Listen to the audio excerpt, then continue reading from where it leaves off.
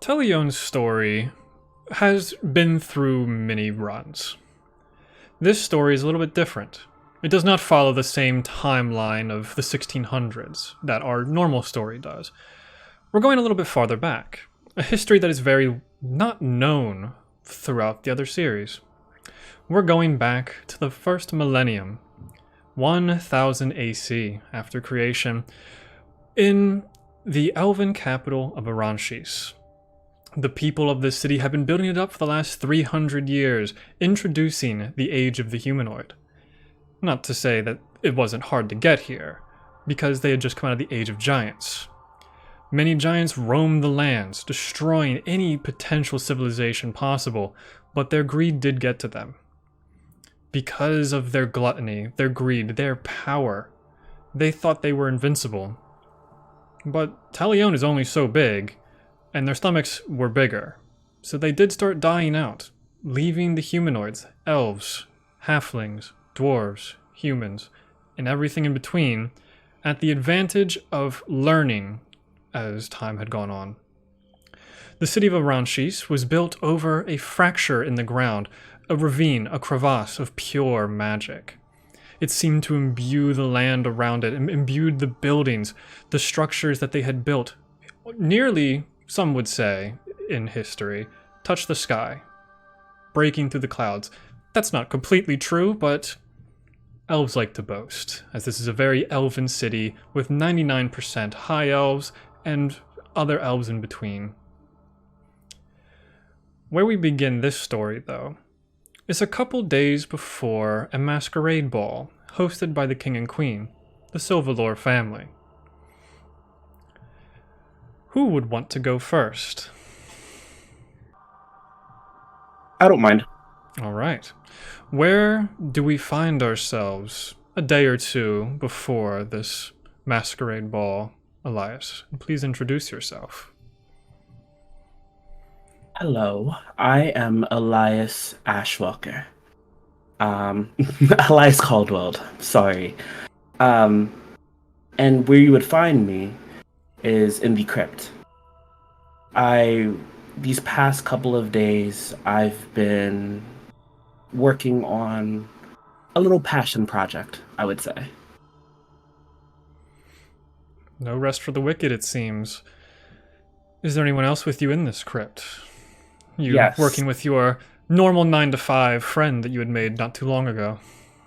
Yes, I would be working with a talented wizard, on an evocation wizard. I think his name is Professor Sarzian. Yeah. In the crypt, surrounded by bodies, well preserved, some in urns, as Ash Walker seems to be alluding to. Grounds are eerily calm as incantations are being cast throughout the crypt.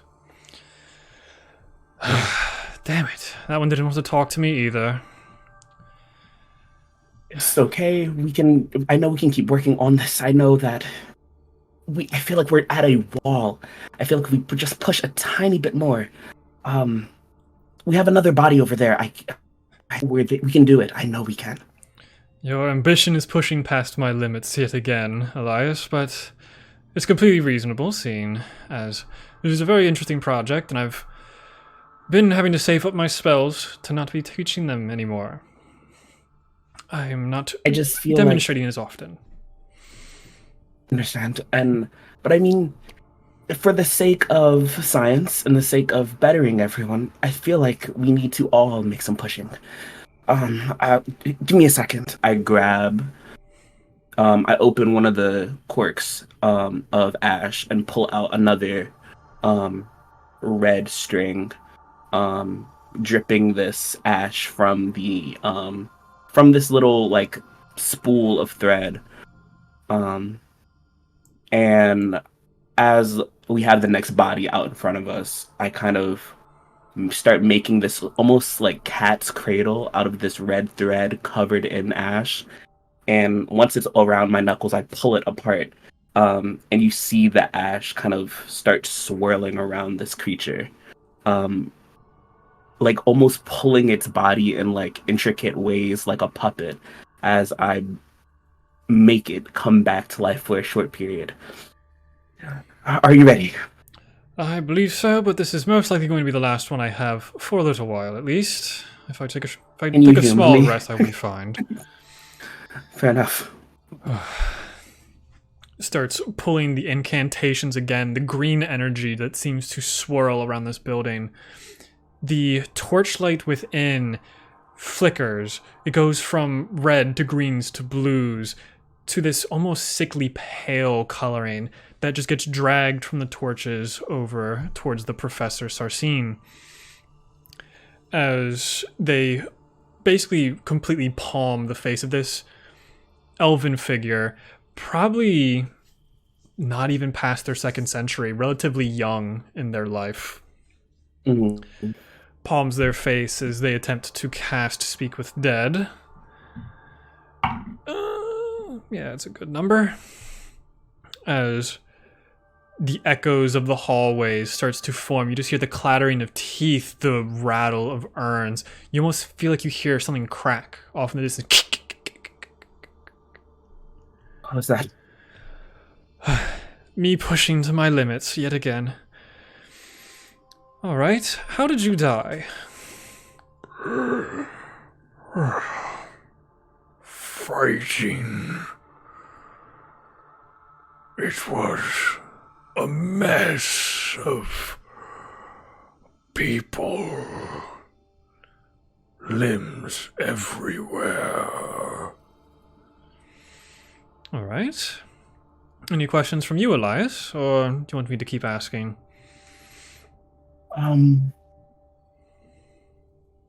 My question to you is, do you remember your final moments before you died? It's very important, and we're trying to help.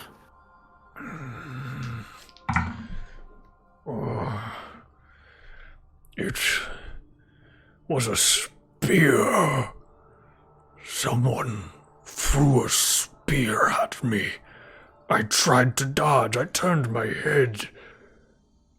And then it all went dark. With them saying these words, you hear that crack of their neck as they almost do the movements themselves yet again. Mm-hmm. And you hear another urn shatter throughout the building. And with that crack, you see Sarsine kind of crunches the head a little bit as you see these magical like tendrils starting to leak out of the neck. Something you haven't seen before. Can I do a medicine, or maybe, I don't know what would be better, medicine or arcana, to see Let's what's just do one of going both. on with... Okay, word. One of each. Why not? And do you get advantage for any of those things? For arcana, for nature, I do not. You do Well, I have get it for advantage when arcana. it's... I'll give you I the do have it advantage for because this is technically an undead situation. Okay. Yeah. And so that's a natural 20 plus 6.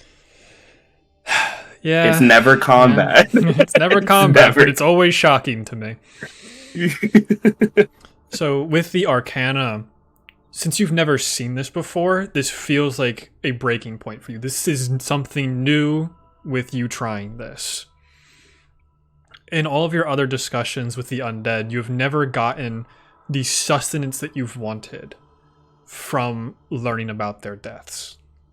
However, Sarsine had cast a spell this time seems to have worked to actually show any type of different results. So learning that they snapped their neck and seeing these tendrils, maybe this would be a way to bring them back. Through the location of the injury. Okay. I guess the other thing I want to know is Professor Sarzine is saying that he is pushing, or they are pushing themselves to a point, like past their self, point that's considered dangerous. It because In I don't retrospect, want it them just means to... like they are out of spell slots that are capable of doing this. Okay. Shut it down. Shut down the spell. Like they don't seem to be taking Okay. any physical harm from doing this. You can just see that the bags under their eyes are getting increasingly more because they've been doing this for many days in a row. Okay. Once I prop it up, I kind of take the time as it's said, and I quickly write it down while holding the creature with the red string and like this cat's cradle in the other hand, as I'm like quickly trying to furiously and feverishly, Jesus, write it down as quickly as possible in a notebook. I think we got something here, Sarsine. I think we have something. It definitely seems so. That's good. This is a big improvement from the many bodies that haven't wanted to talk to us, so I will take this as a win after I get some sleep. But we do have more questions if need be. Yes. Do you know where you died? Do you remember that liminal space between life and death? You just asked 2 questions here. Because with dead how many? Where you died and liminal space are 2 very different things to me. Yeah, you said multiple questions and I picked both of them. I guess like if you want to do both, we absolutely can. Because I'll you pick still the have second 3 one. questions left. Yeah, I'll pick the second one first. Do you remember that dark feeling? Like what did you see? The liminal space question. Okay. I was nowhere until now. I was just floating in an absence of light, absence of anything. To you, this isn't really rare. You have heard people say this before. Mm-hmm. And this tends to be if they feel they weren't important in life. If they don't have much of a family to go back to. Like, that's when they kind of seem to be in this liminal darkness. They want to be alive, but they feel like they don't have anything to come back to. I kind of move forward and place a hand on that wound. And I kind of just, this whole scientific up is very, like, almost like a therapist talking to their patient. I look at him. You are important. You were important. And I know you might not know that. Then, you didn't know that then. But now that I'm speaking to you, we're speaking to you, you are important. You need to know that. Give me a persuasion check, because I know you're not lying.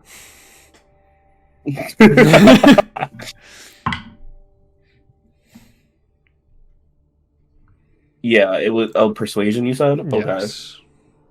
Important to someone is what they were implying. Okay. 14. It's weird to see a dead body cry. Because you go through a long process with the bodies to make sure there isn't anything that would end up rotting down here. Because most bodies will rot. That's just a given. But to delay it is its own thing. You see some of that liquid you use start to drip out from the eye socket. Because this body is still relatively intact. It's probably no more than 2 months old. I place my hand up on the other side of its face and wipe off that tear. It's okay. I know it can be, you can feel very lonely. Everyone has that, but I want you to know that you're loved by someone. I wipe the tear off and step back into the position holding the spell. And my last and final question for it, for the creature, would be, do you have anything, do you have any people that you remember that I could carry a message to talk about your experience? No, all of my family has long since passed away. It was just me. As you start to see the body going limp from Sarsine's magic. As it's crumbling away, I have one last eye contact with them. You will be with Mister now. Go in peace.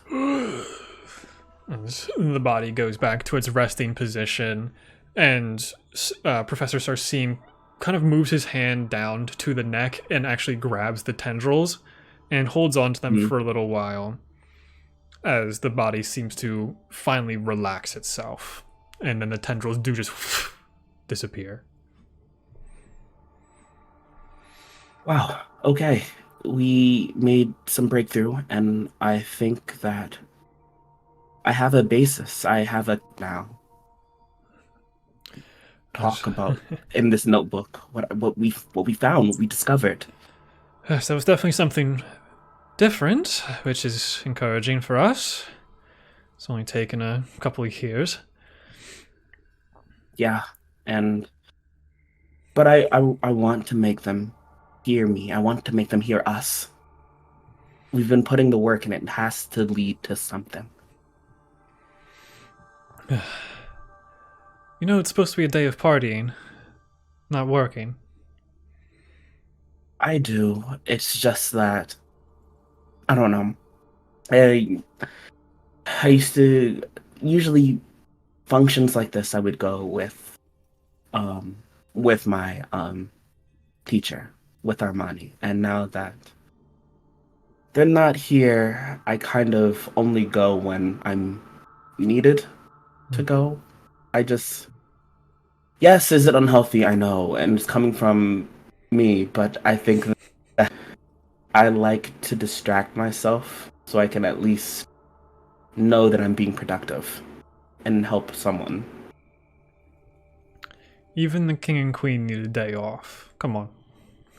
Like, pats you on the back to try and encourage you to leave the crypt for a day. All right. Okay. You can stop pushing. I can't push too hard, so I have to at least try. As they lead me out of the crypt, as I kind of am being moved out, I kind of just eyes of the tunnels that are leading downward and deeper in the crypt. And there's just a slight moment of like fear, but not fear because of like intense like phobias or stuff like that. Fear because like almost the look of a doctor who knows that like, yeah, I might have done something good, but I might not feel the best about some of the practices that got us here. Yeah. Professor Sarsine takes you out into the city proper, out of the Outer Wilds district. And you meet a few of the other professors from the college, have a few drinks. It's a relatively small gathering of maybe 5 or so people. You get to go back home, and the next day is the masquerade ball. So, how do you dress up for this beautiful event? For this event, Elias he likes to always be prepared.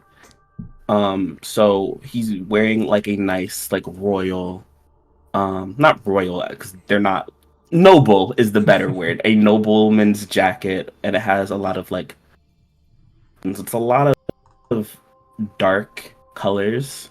I think the like color term is like monochromatic, of like colors that are kind of go. That'd be black and white, okay, but like colors that kind of all like fit in to each other. and create a cohesive, uniformed look while still looking nice, presentable. For their mask, which would probably be the final piece, he pulls it out of a drawer. A skull mask, but on the cheek you see two urns that are open, and from the sides that kind of flare out, like almost like a situation.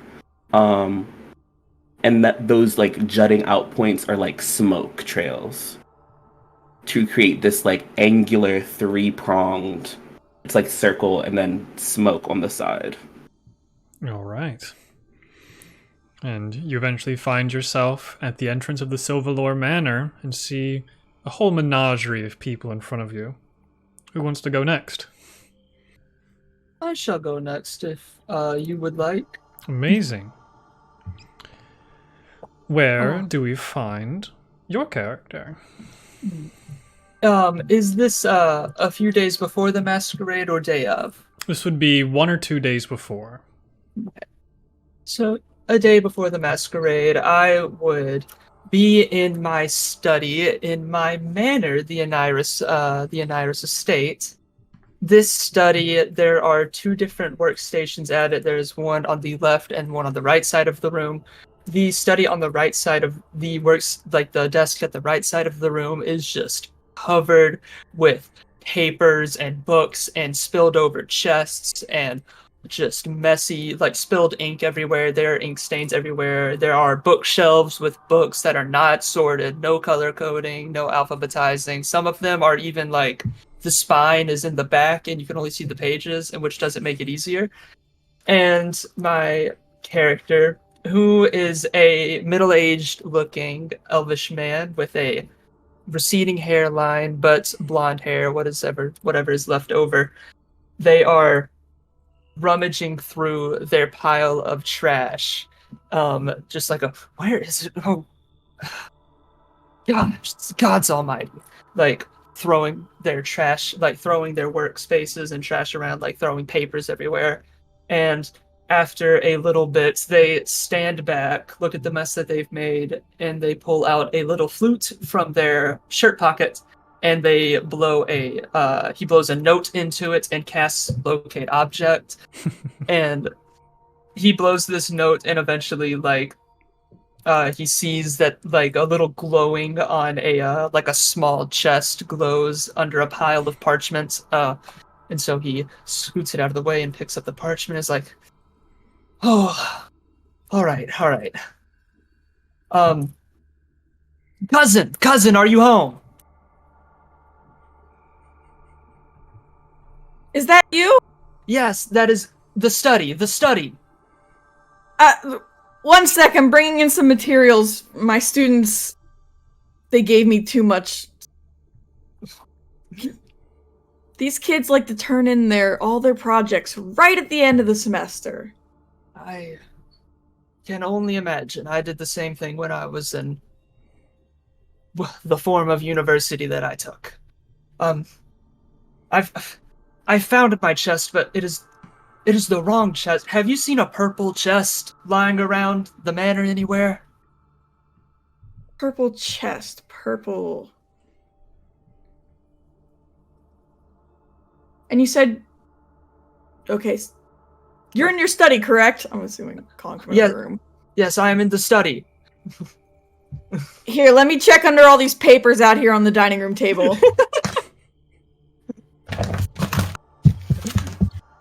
I've got an indigo one. Is that what you're looking for? I think it is. I did not study color theory. I'm going to enter the dining room.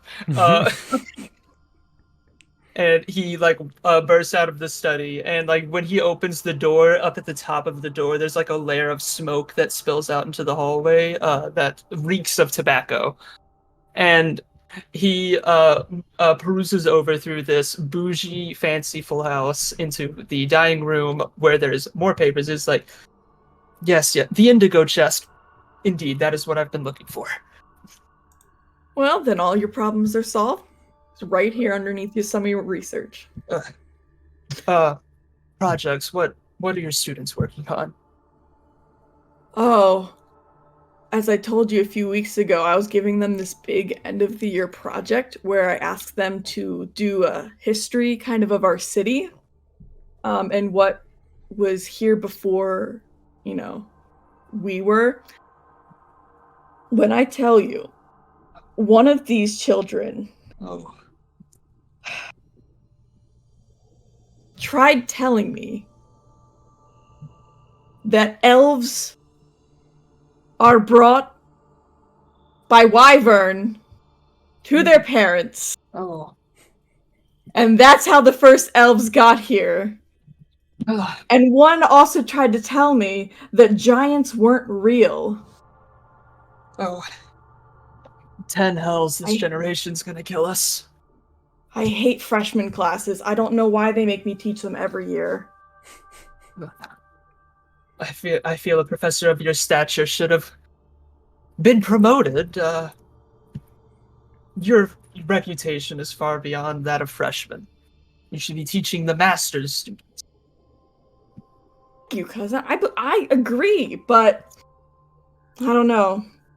I guess because I'm just I don't think they want to give me that responsibility because I get so caught up in field work sometimes. Perhaps when more of my research out in the field is a bit less consistent, they might give me some of the higher level classes. But sounds like nothing buckets of gold can't fix if push comes to shove. Yeah, we're talking to the right person and maybe getting a new headmaster. Oh, I hope he can't hear me. Oh, this house is warded. This house is warded. We have magical protection. Nobody can scry on us in here. Oh, thank God. If he knew half the things I said, if he knew half the things I told my students. But good thing I've got tenure, so he can't do anything about it. Ah, a gift from the gods. I need your help. Just a little bit. I've been working on a project of my own a few weeks ago. A poor soul came up to me. Somebody died, which typically isn't my area of expertise, but I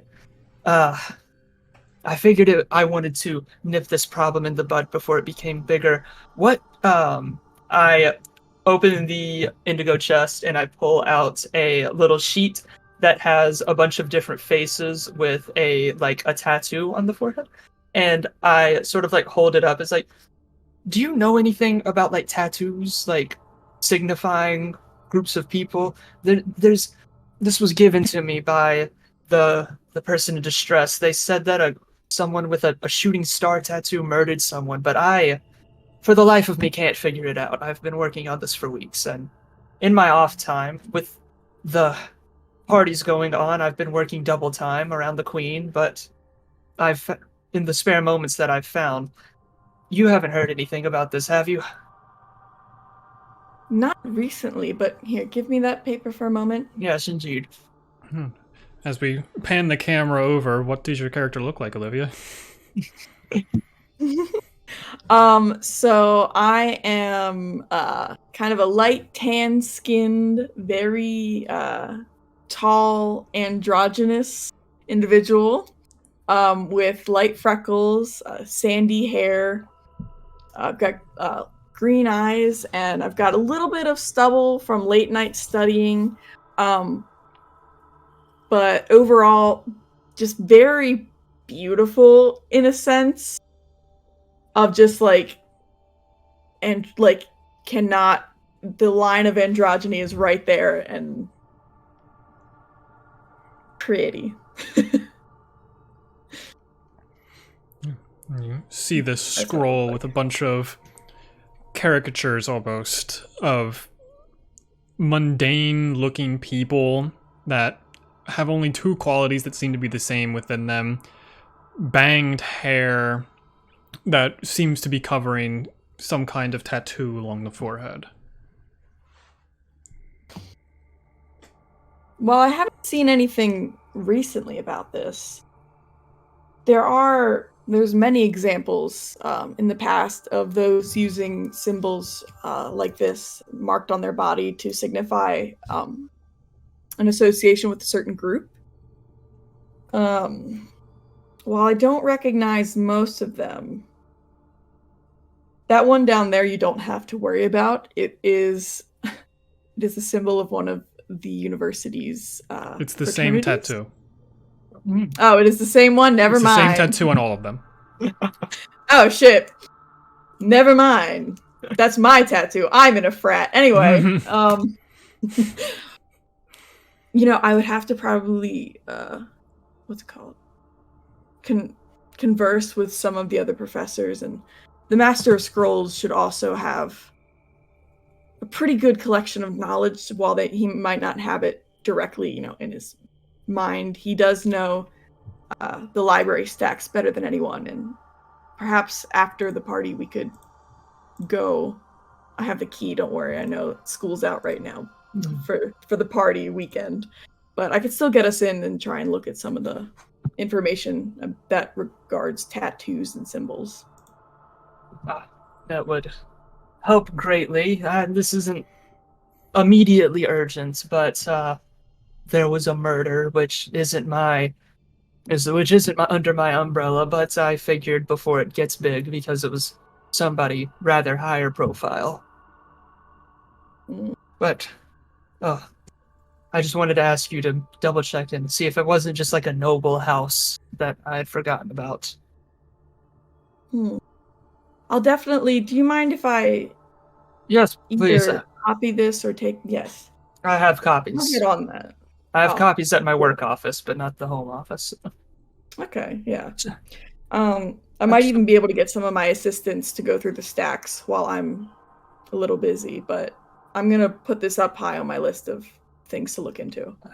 I should have stayed with just regular guarddom.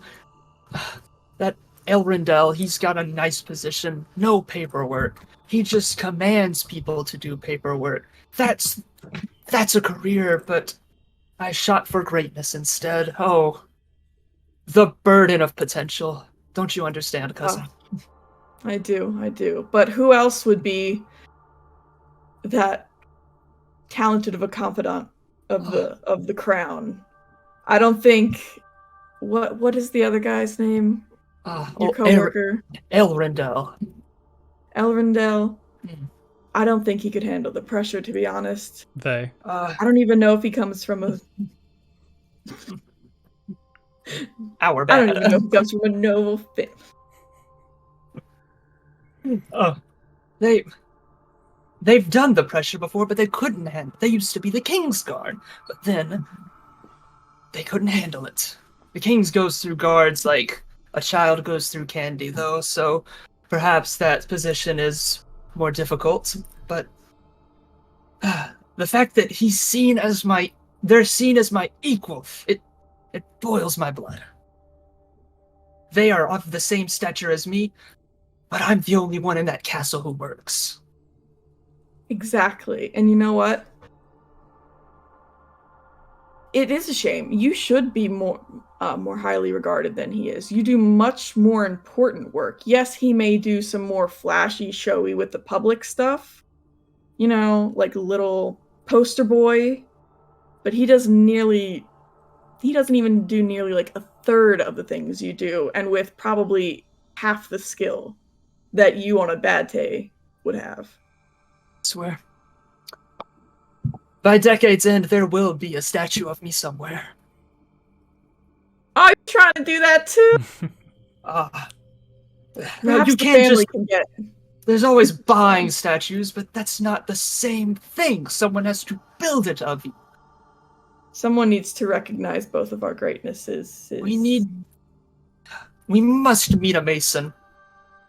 That's our problem. We spend too much time in academia and nobility.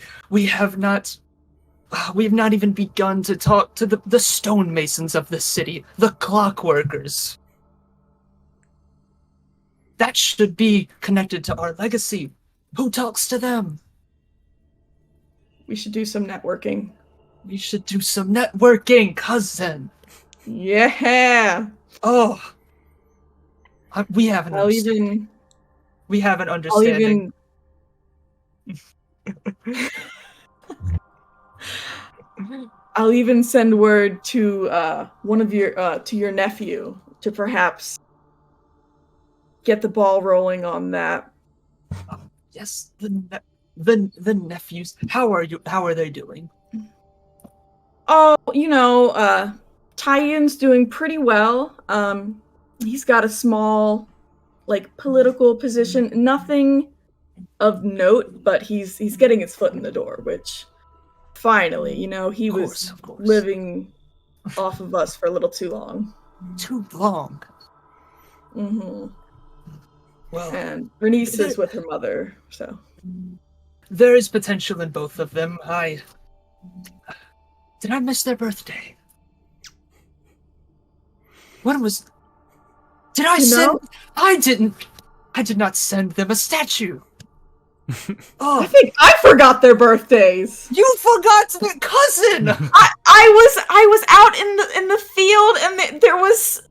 Cousin, We made a new discovery. You're gonna have to send them more artifacts. Cousin, I am. Oh how my did you bring goodness. extra souvenirs? As you I'm guys going figure out this moral quandary, I've let you go on for 20 minutes. It's time to continue the story. 20 awesome minutes! That was great! Yeah. Hell yeah. I had to do no intervening, basically. It was amazing. The end of the day comes around. You split ways to maybe go to parties, maybe continue working, or tell poor students what to do themselves. The day of the masquerade has approached you. Describe your outfits, and you will be at the event. I shall go first.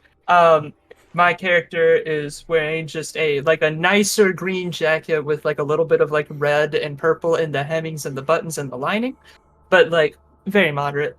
They also have like a pair of like slacks that match that with a like nicer pair of like brownish boots with like golden sort of inline on them, along with like a much like nicer silken like button-up shirts, like with little like ruffles and like poetry sleeves on the ends of them. No tie. I'm better than that. And the mask that I am wearing is in these gosh forsaken notes. Hold up. I stuck my finger up too early to signify that I had found it. I had not quite found it. The mask, of course.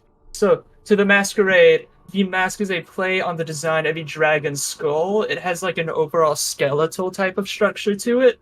Like it's very angular, it's very sharp, especially like around the snout and like the teethers of it. But it's not like a super long one. It's like this around here. It's more like downwards than it is outwards, and it's like it's like sharper and like angular. And it has like anatomically correct eye holes, but where my eyes were, so I can still see out of it. And it is like a very pale sea foam almost colored green. And around like sort of how there are there's like designs on it of like just like reds and purples splashed on it to like give it a little bit more of a pop, as you say. But yes, that is the mask that I shall be wearing. Amazing.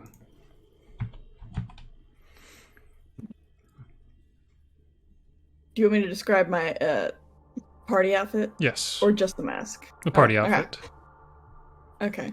So I'm in these kind of teal, almost kind of jean color, like robes. The alternating colors. It's got some silver lining in it. It's got a lot of these big shoulder pads inlaid with designs of snakes, and there are jewels throughout. Not all of them are the most precisely cut per se, but they are beautiful regardless. I also have a kind of a choker necklace going on with those same teal jade-ish colored gems. Nails match, of course, and the rings. Got to. The hair, which is usually tied back in a bun, is flowing and cascading down my back. And for my mask, it covers about the nose and up, but it is perfectly contoured to my face, almost as if I'm not wearing a mask. It's that close. But the mask is like a dark blue, almost black kind of color. And it's got these iridescent veins of blues and greens with bright dots that seem to shimmer and move on the mask like stars, as if somebody had forged the universe into a mask. There's these big, large horns as well that go back, and inlaid in the horns are more gems and crystals, and there's also little bits of almost marble columns sticking out of them, going up. And towards the top, there's like a small little painted or designed little crack that seems to be cascading that universe color as if it was water down the horns and onto the face. And yeah. Amazing. Do you guys go individually or do you go as a group? Cousins. Cousins, cousins, All right. cousins. Take that as you go as a group. Yeah. As you travel the early evening hours of the city, a very short jaunt over to the Sylvaluur castle, you see the beautiful walls surrounding the large open gate, and you see a menagerie of people inside. Our last person. I have a feeling we're going underground for this one. Yeah. Where do we find you, my friend? Very, very deep underground, lower than the levels of the crypt. In a very interesting, very big underground arena. I am currently on the outside of it, like off to the side where the entrance would be into the stands for the people. Looking up at what appears to be a stone statue of myself. Kind of looking up at it.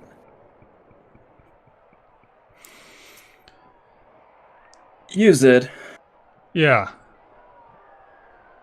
Is this a little pretentious? Yeah, they got your thighs wrong. Well, it's supposed to be me when I'm younger, right? I didn't want, this. It was supposed to be me when I still fought in the arena. But, I don't know. Is my scar on the right side? I don't look in a mirror often. He like grabs your face. No. It's off a little bit. Damn it. And, what the people would see is a half-elf man, long white hair that is currently just flowing in the back that reaches over under his shoulders, scars all over his face, but he has very bright blue eyes, and the human is very more prominent, very, like, a lot more prominent than the elven side because he's very strong, very built. Currently, he's not wearing armor down here. He's just kind of like in, just regular clothing. But you could tell that he is a fighter in some form. At least the way he's built is very, very strong. Yeah, that's kind of what I am doing right now. Just looking. Should we get should we get the stoneworker back here to fix it, or is that? I don't even know if I wanted it in the first place. To be honest, it's kind of pretentious. Well, he did place very high bets and then backed out of them. So through a little bit of convincing, as he cracks his knuckles, he had to do something. Right, right. I remember the arrangement now. Thank you. That's fine. I guess we can keep it for now. Yeah, we can just make it a coat rack for some people if need be. Well, I still need to be respected, so I would like them to respect my image. And look up at it one more time. A coat rack's not that bad of an idea, actually. Anyway, Hmm. join me in my office, why don't you? Yeah, let's do that. And we'll go into the back of the arena through one of the tunnels underground into this singular room. It's not a very big room, can probably fit like maybe 4 or 5 people comfortably. In the middle, there's just a desk. In the back, I have some shelves that have been made out of the stonework themselves. They have a couple of books, but nothing, a little bit of dust here and there. I don't seem to read that much. It's more for decoration than anything. Sit down in the desk. So, as you know, I have been invited to go to the King and Queen's event. I did not know that. It's good to know now, at least. Oh, I thought It's been a long week. Forgive me. There's You've always had something me going running on. all over the place to I know, get this event ready. Exactly. Like I said, it's a very exciting week. There's a lot going on everywhere. But that's another thing I wanted to talk to you about. The event for tomorrow, you're going to have to run on your own because I will not be here. And That's fine. a lot of people are looking forward to it. We can't really cancel it. So, Yeah, Branoa said that she had found something of interest that we might be able to get down here. okay. Perfect. I'm glad at least she's still talking to you right now. She's still mad at me for whatever reason. You know how she is with me. Yeah. She said this will show him, and then stormed out of the tunnels. And I didn't know if that was a cue to follow, or if I was just supposed to stay and look like an idiot, which is what I did. I think it's best to leave her alone when she's like that. At least that's what I do. It could be why she doesn't like me at the moment, or why she's mad at me. We'll have to figure it out later. But I will, if you need me. You'll know where to find me. Hopefully nothing goes wrong down here. It shouldn't. I think the two of us can handle it. Rosk said that they were going to be doing something else tomorrow. Interesting. Whatever. We have enough supplies in the meantime, and it'll be fine. We shouldn't have to. It shouldn't be a worry. Yeah, we will have to pay back one of the taverns in the city because we did take most of their alcohol. That's fine. I understand. Well, I mean, it's selling better down here, but it doesn't matter. It is true. We can figure it out. But that's all I wanted to, tell you about. In the meantime, is there anything new from our, reoccurring guests?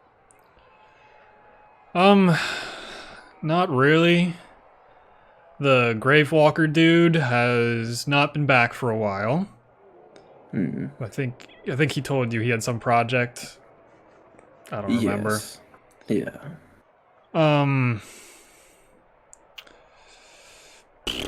Zephyr, the bazaar dude, the guy who runs the bazaar, he's been trying to get into fights with me, but that's a pretty common occurrence. He has like 200 pounds on me, so can't really knock him over very well. I'm sure you could probably still take him. I'd hope so, but something weird about him. I don't really get it. He has way too many people working for him, and everything seems to go a little bit too well for him. But he's not ruining our business. I go up there for the supplies I need. I get them. He doesn't stop me. He just laughs at me sometimes. Well, if it ever does escalate, let me know, and I'll deal with it. Yeah. Probably won't.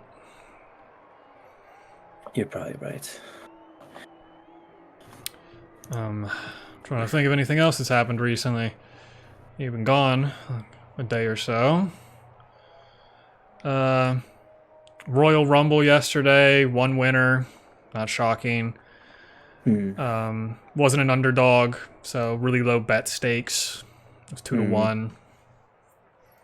Oh, Fucking butchered him though. I'm sure he did. Yeah, might be coming for your spot soon. Wish I could have seen. Oh. Oh, we both know nobody could take my spot. Well, the walls talk, and they echo down here in the caves. And as he says this, you like the whole conversation. I've been very absent-mindedly kind of playing with a ring on my finger and my necklace, very absent-mindedly. But like as he says this, I gotta just check that it's still there. They're both still there. I'm like, okay. You said. Yeah. After this event's over, I have another party to get to, so unless you're going to stop me from that, I will be going to that. No, you're fine. You can. Your free time is yours to do what you will. You know that. Yeah. I'll make sure everyone's out of the caves that aren't supposed to be here, and then I'll get to do what I get to do. You said, I have a question for you. Yeah. We've been friends for a while, right? Yeah, a good while. I think we're getting too old for this. Well, I am aging faster than you are, but that's what humans do. Yeah, I know. And I'm aging faster than I wish I would. Oh, yeah, faster Are you than using most the of oils I people upstairs, recommended I to guess. get rid of the grays? No, I've learned to embrace them. But I hope no one doesn't. I hope no one sees that as a form of weakness. We've seen it as weakness before. Hmm. You don't have the Yes, we wrinkles have. yet. Don't worry. I don't think anyone. Well, at least I try not to be like him. So I don't. I hope no one has any ill intent towards me. But we can't be too cautious, can we? Exactly. That's what why I Rosk is for, keep isn't you- it? Exactly. Of all the days to go missing, Rosk, damn it. Oh well. I guess I'll have to attend this event. Did you Without need him for any- something? Anything else? Well, not necessarily, but I like to be informed before I do things. But I guess I'll have to go into this event a little blind, in a matter of speaking, I guess. Well, you always have me. You might not have your girlfriend or your spy, but you got me, bud. I know I got you, you said. Thank you. Now, why don't we go and enjoy the events, shall we? I might get myself into some trouble later tonight as well, you know. Yeah. There's We a lot of recently parties going brought on in a upstairs. giant snake, so let's hope that's really cool. Oh, are we releasing that today or tomorrow? That would be today. Oh, hell yeah. Renoa hasn't told me what she got for tomorrow yet. Well, now I really want to watch. Come on, let's go. Head back out to the arena as you see this cage being lowered from the ceiling with this probably 30 to 40 foot long giant constrictor snake. And there's 4 people in the arena just like staring up at it, looking. Some of them almost look hungry at how they're looking at this snake, like a morsel to eat. Not because they're forced to be hungry, but because they're just crazy. The latches get let go, the snake hits the ground, and it is frazzled. It has been locked up for a while. It has been poked and prodded to make sure it freaks out on these people. swings its giant tail, knocks one unconscious almost instantaneously, grabs one in its mouth, starts closing in, but this guy's stronger than the mouth of the snake, surprisingly. One of them's taken swings, but just serpentining around them and wrapping around their legs and throwing them. It is a large splash zone, as one of them gets thrown outside of the main arena and into the stands, even. He doesn't look very well, but he does eventually get back up and stumbles back in. After about 10 minutes of fighting, the snake is very gravely wounded against one person remaining, and it seems like the snake bleeds out before the other guy, but not by much. Wow, that was definitely kind of disturbing, all things considered. Very fun to watch, actually. Gives you new ideas.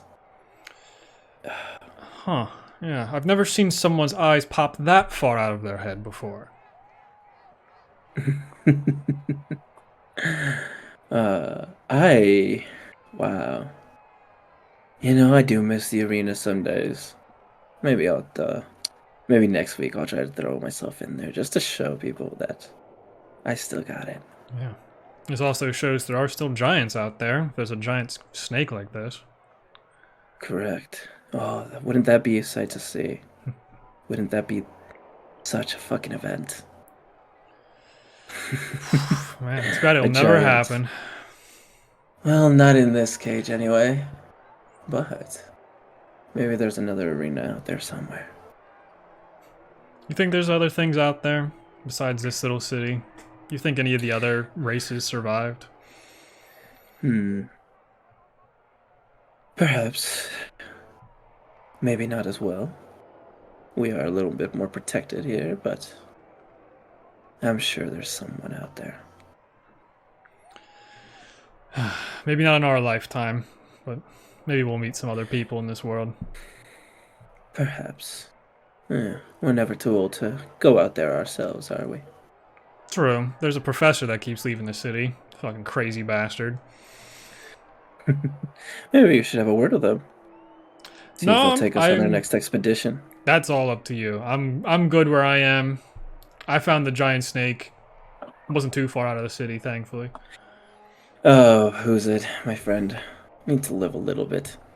And the event is basically over right now. Yeah, it's starting to peter out. People are gathering their bets from the stands, and then they're starting to make their way out of the underground. Cool. Before people actually start to leave, I'll just jump into the arena. And, do I have fucking thaumaturgy? I don't think so. Wait, do I not get... You don't regularly get cantrips. I was gonna say, I don't think I get cantrips. Huh. You're a big boy. I'll just yell very loud. Ladies and gentlemen, thank you for joining us tonight. And I hope you're all very excited for what we have, a special show tomorrow. It's a secret. So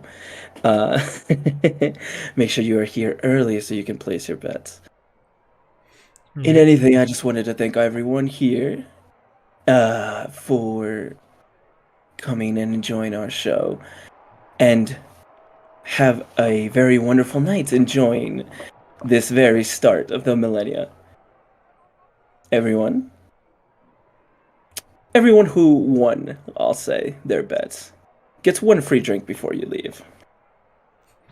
An uproar starts to begin.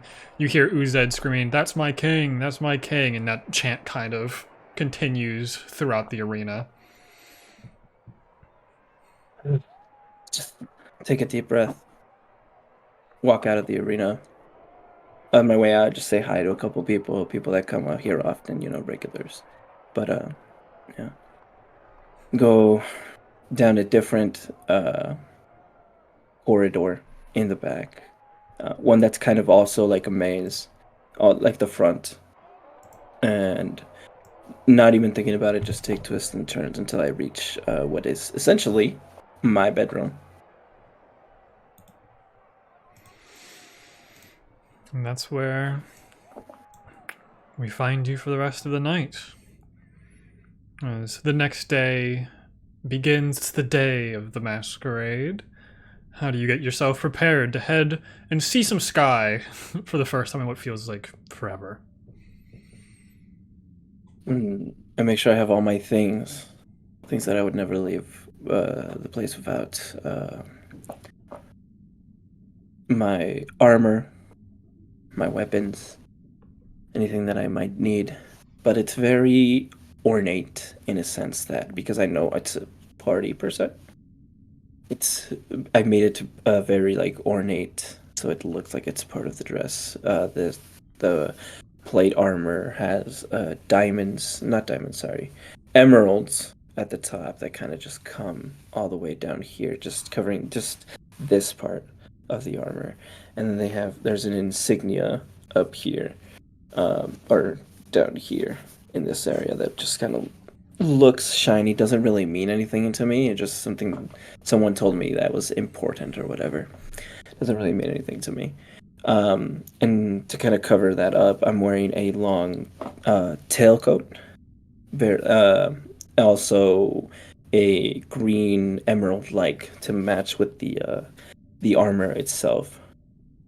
And I put my hair up. I braided it down so it's not like just flowy, just more braided. And I got my rings on, put on a couple rings, and make sure I got my necklace on.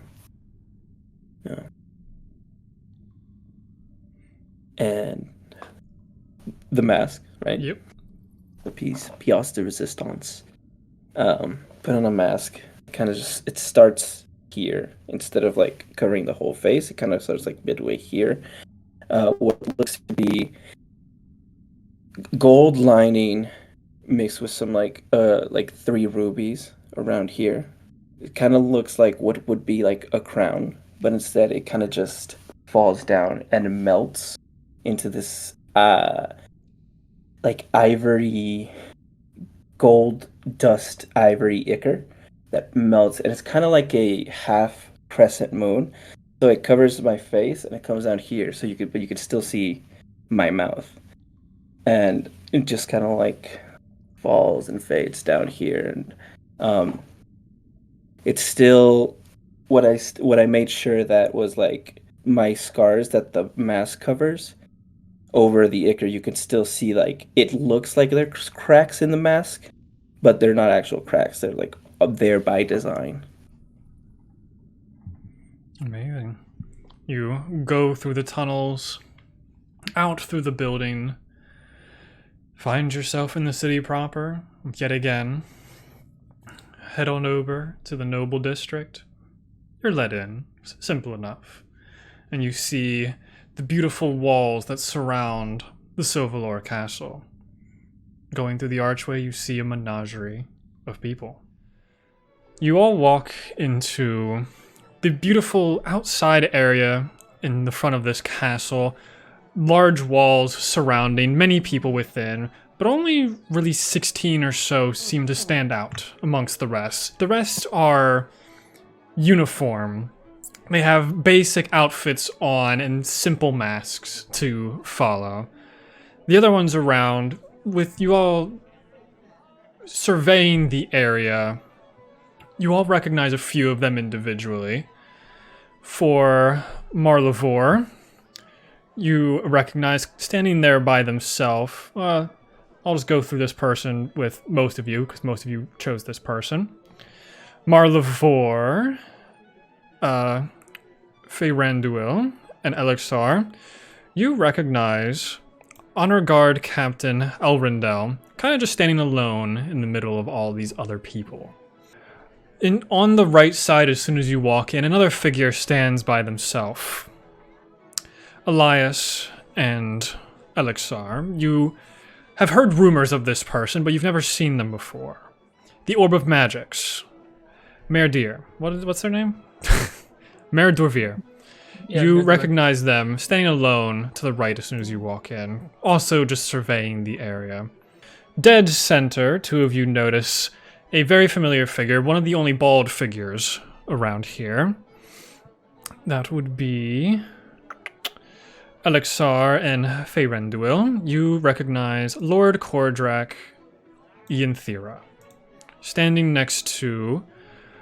Oh boy, all of my notes just left. Every single one of them. I have to check things. So this wouldn't be a Monty game if I didn't have to look through 400 things again. He seems to be talking to a pregnant woman. Who else is around here? One of the closer groups to the door, you see another group of 2 people. They seem like they're also together, similar to Lord Ianthara and Lady Ianthara. You guys would recognize them as the Leonellus family, most specifically being Elias. You would recognize Lord Leonellus, with potentially, you would assume, his wife. Faeranduil, it's easier to recognize this person, seeing that they are followed by 2 smaller creatures.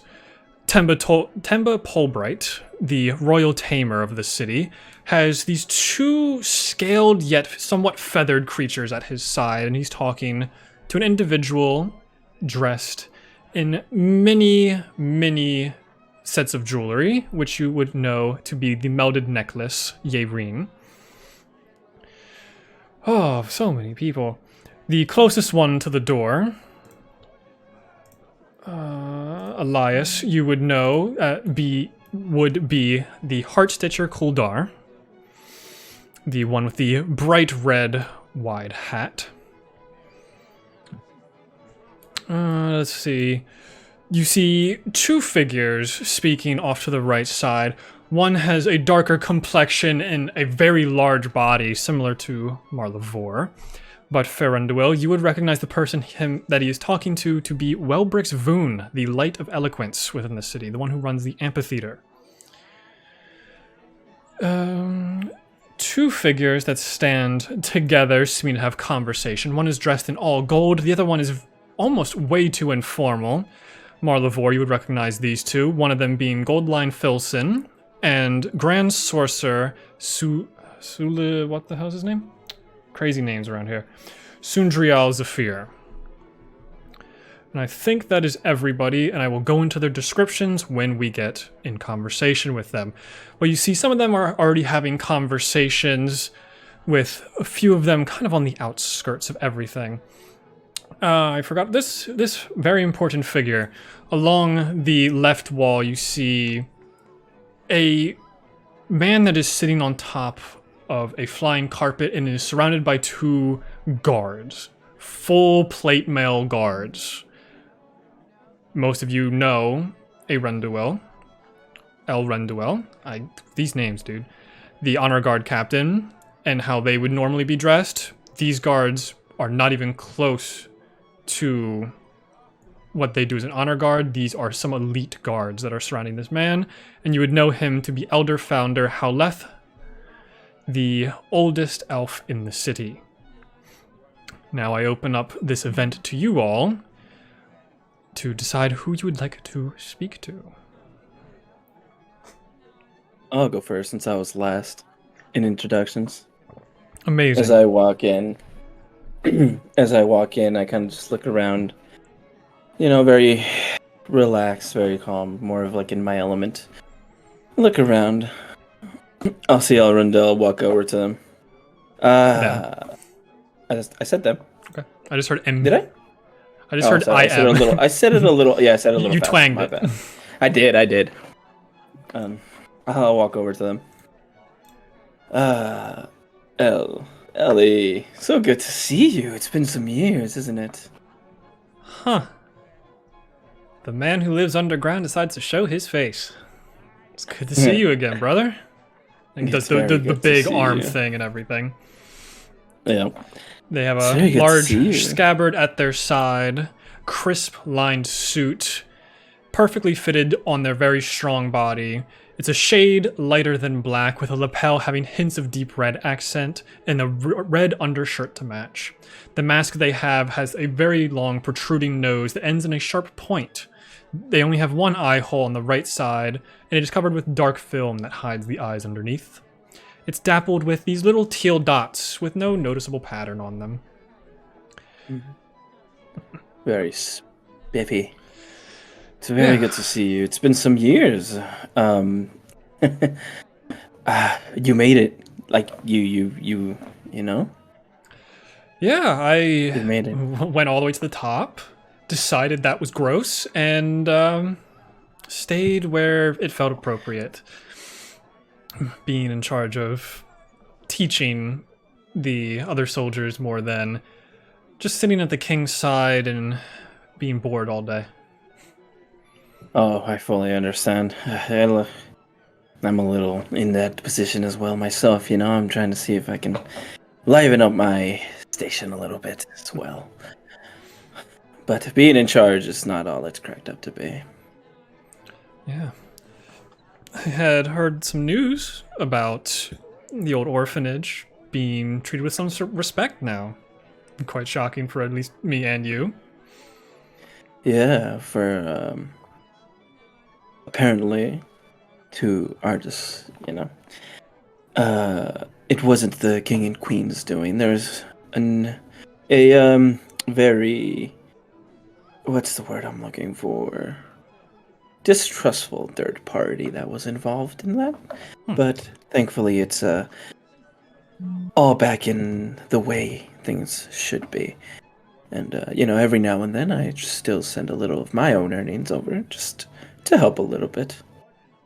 Have you checked on Seraphine recently or no? I can't say that I have. I wish I could say I have, but no, I haven't. Have you heard anything? Last thing I heard is her health is starting to decline, but she is one of the second oldest people in the city, so it isn't quite surprising. She is turning into her 6th century at this point. Yes. Maybe I should pay her a visit someday. Maybe you'd like to come with. Yeah, it'd be good to get the boys back together and call up a couple of the other ones that were stuck there for a few years. Yeah. Look at us. Yeah. It's the people like us that people have to watch out for, you know? People that come from nothing. Because that means we have nothing to lose. And look at where we are now. Yeah. You stay underground, and I am one of the most in the people's face person that there is, to my dismay. The underground isn't as bad as people make it out to be. You should visit someday. Yeah. I'm sure you'd like it. Brushes off a little bit of dust off of your shoulder. Oh, thank you. Yeah. Maybe I will make a visit. I've heard rumors, of course, of what goes on down there, but it's different seeing it firsthand, you know?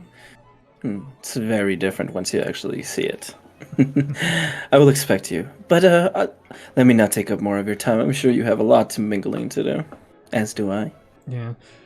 You know, this is just so stressful, not being able to know where they are at this moment, but they should be safe. Who's going to attack them on a night like this? As we pan over to the next person. If we're gonna do it in order of like that, I suppose me and Faeranduil would probably be entering the premises.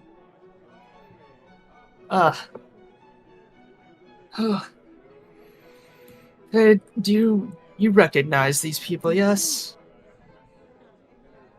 Yes, there's quite a few familiar faces in here.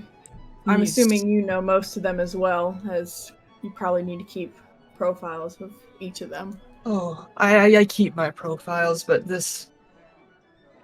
They're all co-workers. Please, introduce me. I would like to mingle with people of your cut. Oh, people of my cut, because you flatter me. Oh, man, who should we talk to?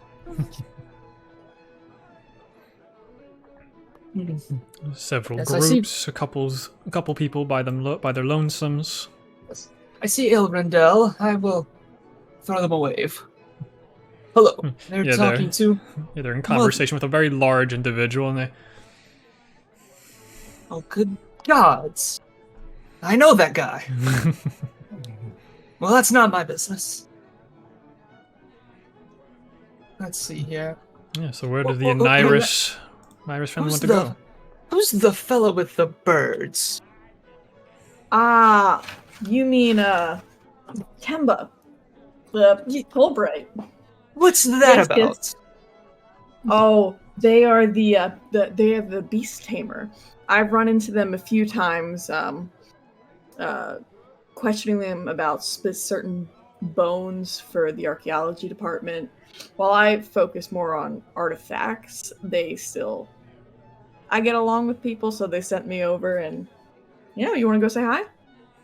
Yes, I will actually catch right up with you. I see someone who I have been meaning to enter conversation with for a while, but I will catch right up with you. I'm going to sort of dip over towards the orb for a quick word, the orb of magics.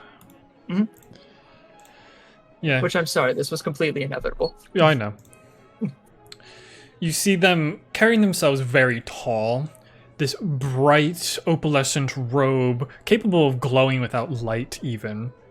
The hood of the robe is down, and there's a purple fog trail that seems to be coming out of it, wrapping around the figure, kind of just in like a spiraling pattern.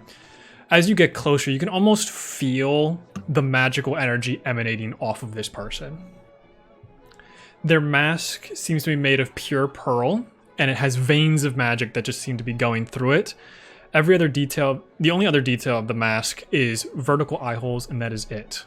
As they're just kind of standing there, head cocking from side to side, and you walk over. Yes. Yes. I do hope you don't mind. I just want a very quick word with you, but about our one previous meeting. We've only ever met the once, but I just wanted to keep you informed that it is getting worse. Unfortunate. Yes, I just don't. If you've heard anything since then, or of anything similar, has anyone come to you? They put their hand on your shoulder. I don't know who the hell you are. Noted. They will take another puff of their pipe and sort of back off. I will go and join Faeranduil. Faeranduil, you walk over to the melded necklace Yaireen and royal tamer Temba. Getting closer to this group of people, the first thing you notice is the constant jingle-jangle of metal coming from Yaireen as the two little creatures that are around Temba seem to be kind of distracting her, and she moves her legs and you just hear the jangle of her beautiful chainmail piece that she has over top of a beautiful orange dress that is very tightly fitted. And looking at this chainmail, it seems to be out of gold, platinum, silver. Getting a closer look, they are made out of rings. Their arms have gloves that only cover the palms of the hand and go up to just above the elbow. The hands are covered in rings, the wrists are covered in bangles and bracelets. The long ears of this high elven woman have piercings going all the way up them. And their mask they seem to have is almost more of a veil. Coming out of their black hair is very similarly to the chainmail piece, this chain veil that goes over only half of their face, keeping the bottom of their nose and their mouth visible. The other figure is wearing a very simple outfit. It's a black duster coat. They have a brown undershirt that's decorated in different animal prints. Their forearms have heavy leather bracers that have, even though this is a formal event, scuff marks on them. Their mask encompasses their entire head, and it resembles a hawk face. The extended beak, sunken in eyes, coloring of a brown hawk. And you can't see their face otherwise. As these two are having conversation. What, you don't like these creatures? They're almost harmless. I do not. They keep jumping at me, and they are kind of gross. As you walk up. Yereen, Tamba! Long time no see. How are you? Oh, I know that poise anywhere. How are you? I'm doing well. I love the outfit. It's stunning. Truly. It's a masterpiece. Did you make this? Oh, absolutely. No one else sees this much jewelry, darling. That is very true. Ooh, Are there gems on like any of the rings? Most of them have gems. This is probably the most expensive outfit you've ever seen, because each ring is probably 100+ gold, and there's almost 1,000 of them on this person. Good God, if I was playing Waylon right now. Okay. I love all of these pieces. This is the outfit of the century. You flatter me. Keep going. Well, I've got a bit of an eye for jewels. You work quite, not super close, but my sister supplies some of your gems from the mine her and her husband work at. So I have an eye for beautiful things, and the outfit's not the only one. Well, you definitely flatter me. And you also know jewelry just as well as I do. It seems as though the Grand Sorcerer has been duped with some of his rings. No. But he's such a goofy idiot that he might be doing it on purpose. Checking to see if your eye is as sharp as ever. I can tell fake emeralds from a mile away, darling. Oh, I don't doubt your talent one bit. Yeah. I'm just glad I don't have any jewelry on myself, otherwise I'd be judged to hell. Because I don't know if any of it is real. Yeah, that's true, you have never come into the shop. Alexar, if you'd want to join the conversation. Yes, I'll just sort of cut in and stand there awkwardly. Amazing. So who two You that two? you've brought along tonight? Oh, yes. I would like to know that as well myself. These are... It's hard to explain it. These are recently hatched dinosaurs, and they haven't seen much socialization outside of other animals and myself and the small crew I have. So this is their best chance to see kind of what's going on with actual people. They do have muzzles and stuff like that on, but they are a little yappy. They are kind of yappy. So hopefully they won't bite anyone. Their pounce is worse than their bite, thankfully, but who's to say what shall happen with them? It's really hard to train these creatures when they're away from their mothers. And I'm assuming they see you as a sort of a mother figure, as they are newly hatched and seem to be attached to your hip? They could go somewhat far away, but there is some control there, yes. Well, do keep those creatures away from the queen. I am on the clock. Are you, though? I thought this was supposed to be an event where none of us were on the clock. Well, I did... Elixar, by the way, I'm the less social of the cousins, but I'm happen to be the Queen's Guard, and it's sort of a 24/7 kind of job, but I did spend my month's wages on warding the place, so if anything happens, somebody's going to get sent to the 10 hells, which, dirty talk. Very. Yeah. I'm just... all this magic and socialization isn't really my thing either. That's why I kind of work with animals. That are animals not social creatures, though? They are, but they talk back a lot less. That is indeed true, is it not? I have a feeling we'll get along. We could leave the two extravagant friends of ours to themselves if you just want to brood in a corner like I want to. I would love to. Do you smoke? I can't in this mask. I understand I have to really finagle mine, but I hope you don't mind. No, go right ahead. Yes. Now, to the brooding, and yes, they find a corner. yes, we shall brood. And Elias. Elias ends up kind of like as they're making their way to this, they're a little stressed out as they're walking up to the front gate. They're like, oh god, and they pull out their rapier and look at themselves in the reflection. Okay, hair, all right, pulled back. Okay, I think that looks more professional. Okay, what would Armani want me to do? Okay, all right.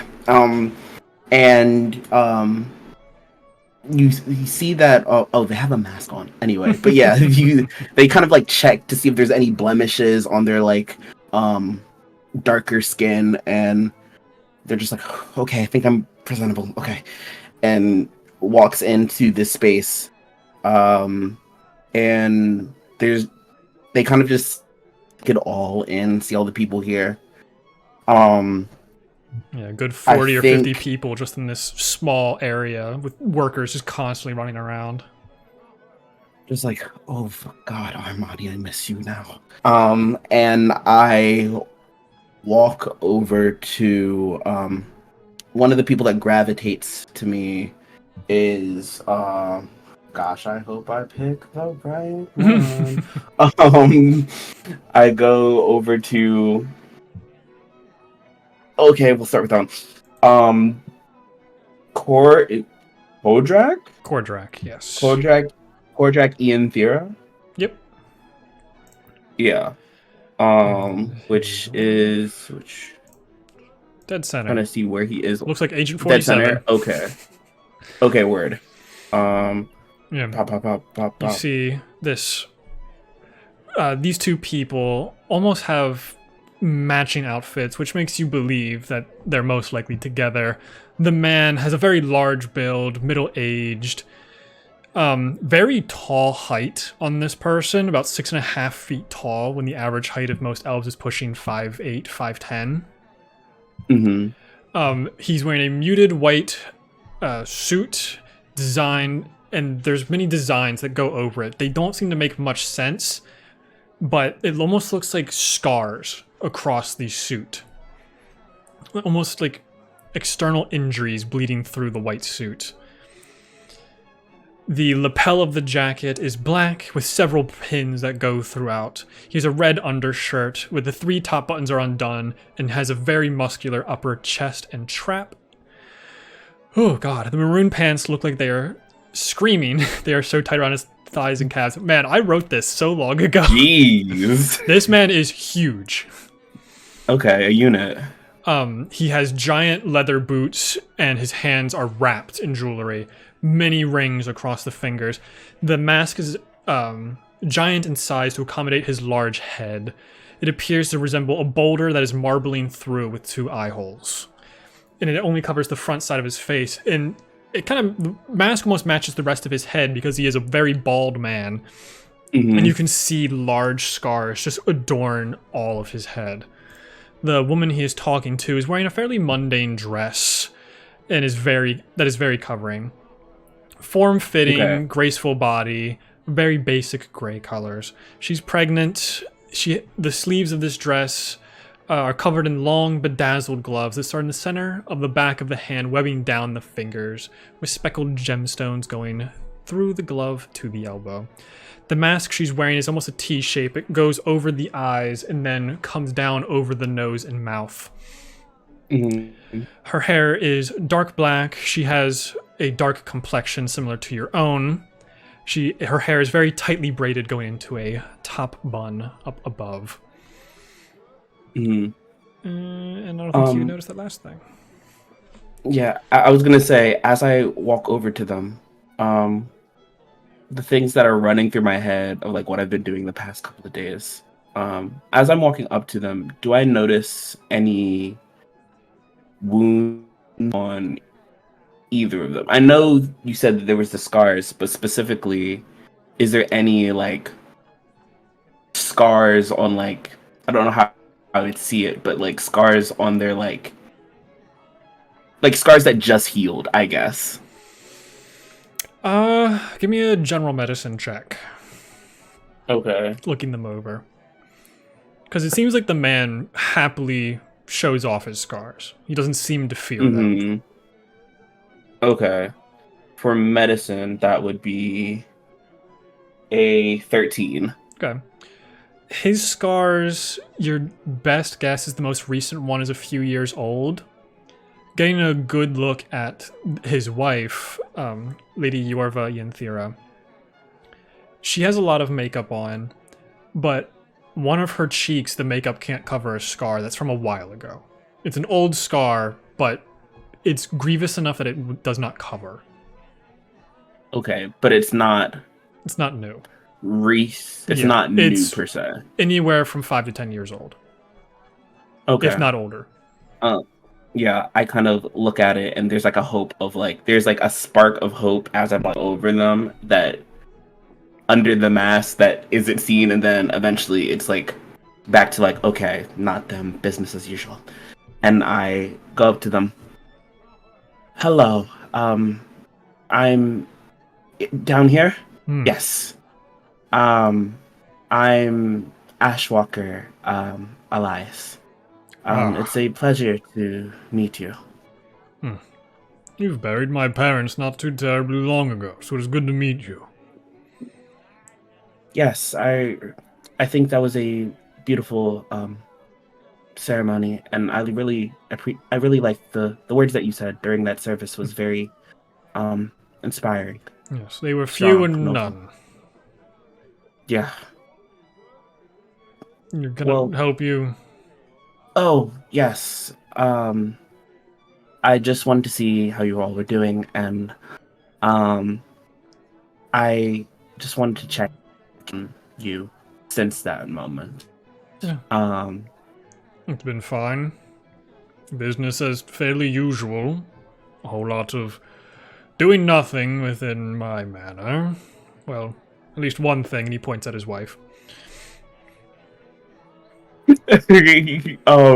Elias gonna sit there. Oh, I see, but yes.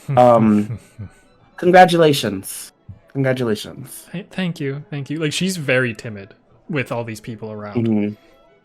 Yeah. Where a lot of these people seem very extravagant, she's extremely mundane. I keep it and I say these functions aren't really my thing either, but I think I've been used to just not being out and about, and I want to be more outgoing, so I understand. If you want to be more outgoing, this crowd's not the best to do it with. They're the same every time. At least the nobles are. They're boring. Yeah. Some of my teacher, the previous Ashwalker, used to tell me about these functions all the time, and I'm just happy I can be a part of it.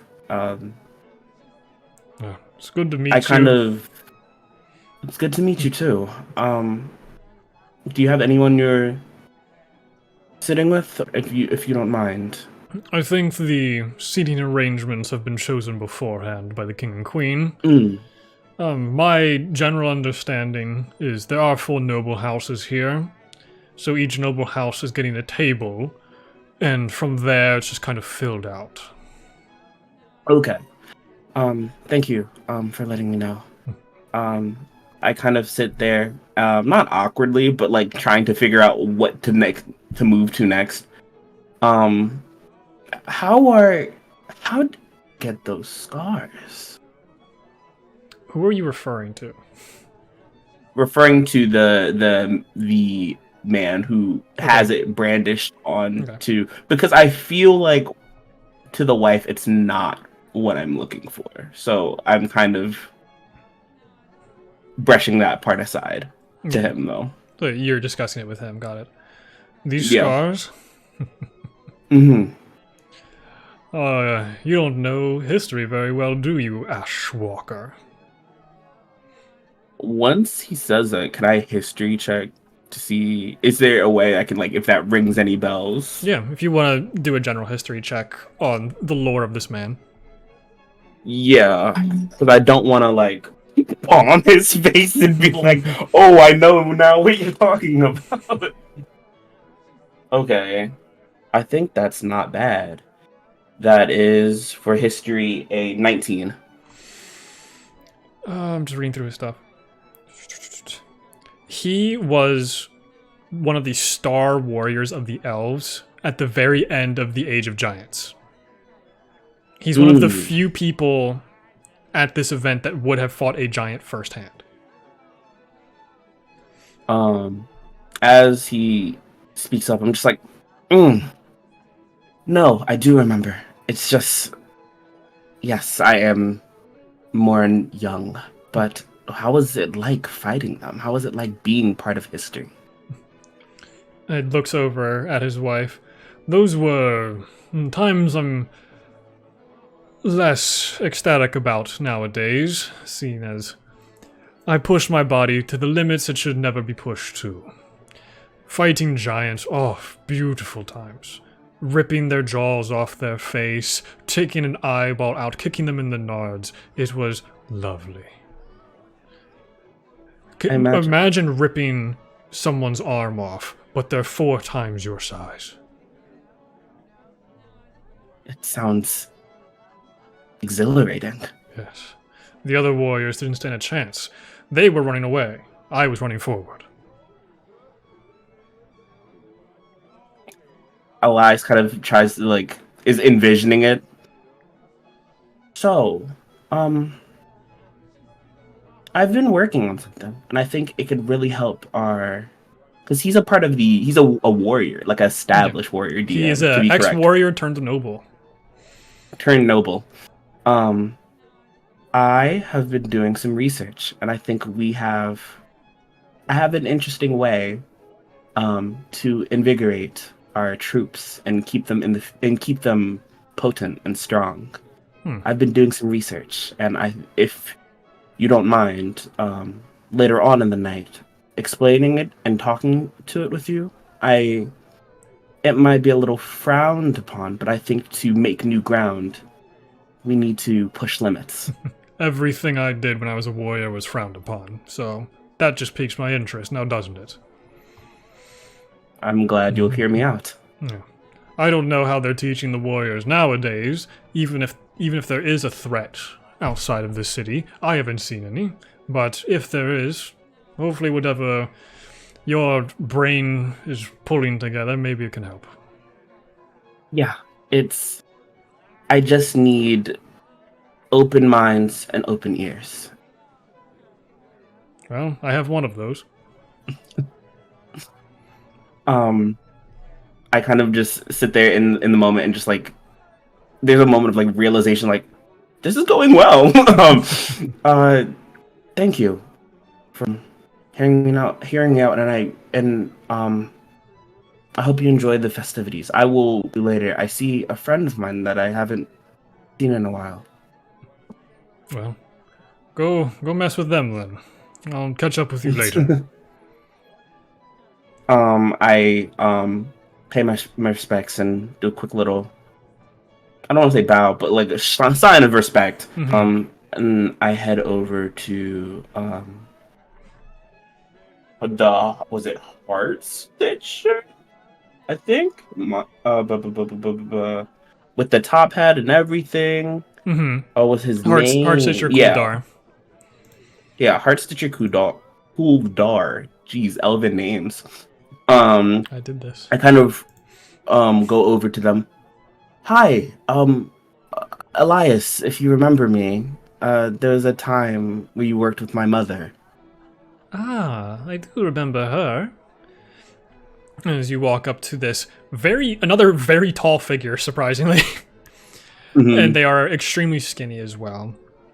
They are wearing... Are they also they, them, or pronouns? Are they them? I don't think I ever wrote down pronouns. Okay, that's fine. It's like it's pushing he, they.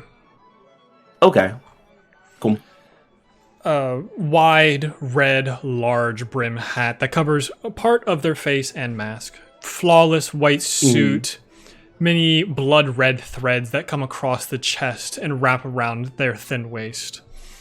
And the final part of the outfit is their foot-tall platform boots, which is why they're so tall.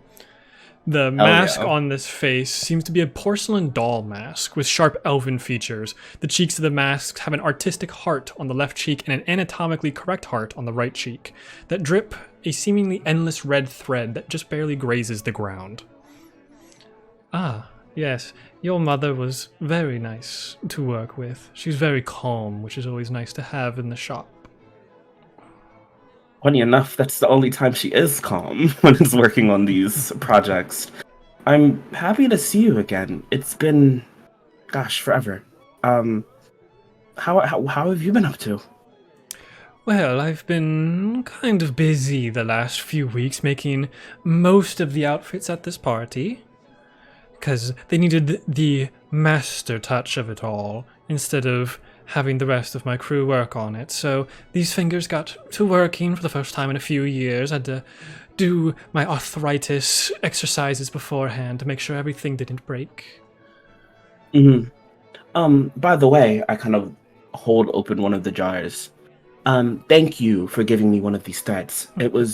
I didn't think that it could be such a good catalyst for what I do, but I honestly, I wouldn't be as good as what I do without using some of this material. I really appreciate it. Hey, when you have the magic touch like I do, it's only fair to spread it to the world, isn't it? I completely understand. I don't know. I wish I could have invited my mother and father to this, but I feel like, and I kind of look around at the crowd, they might not have been welcomed. Yes, this event was very against +1s.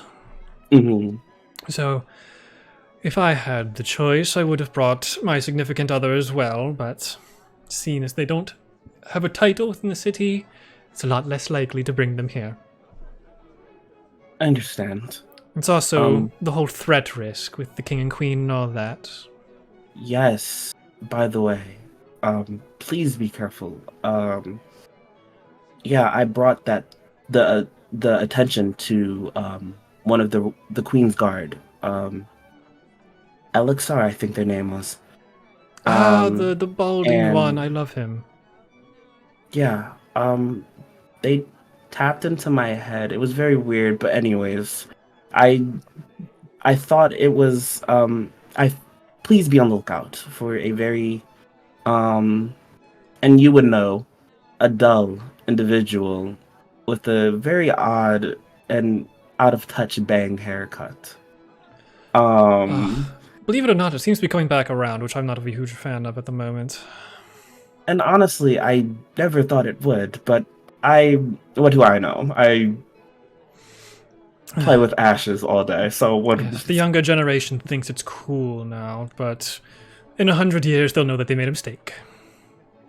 Yes, but to be serious, if you see something, say something, please. They look very, from what I've gained, it feels like they can just. It just, I don't know. I feel a little uneasy, to be completely honest. They put their hands on your shoulders and start massaging them. You have to relax. This is a day of enjoyment, not a day of debauchery, as it might seem. Those were the last 2 days. Can you imagine only getting an hour of sleep before this? Oh, God. These parties have been killing me. I know. I feel like I'm just wired, but you're right. No, you're always right. So I'll mingle. I'll be sociable, I guess. I do think that now that the sun is starting to set, we should be getting to the point where the doors open. That's at least my hope. Yes. And almost can like kind of- on cue, you see the two large doors and open up. And people start funneling in, and you guys kind of get brought into a hallway that goes towards the ballroom and dining hall kind of area. And you almost get funneled in a single filed line, which is kind of annoying for the most part. But there's a person standing at the end of this line. Do you have any weapons on you? All right. You can go. And they do that for everybody. We get over to Elixir. Do you have any weapons on you, sir? Yes, but I'm on the clock right now. That doesn't matter. My name. What is your name?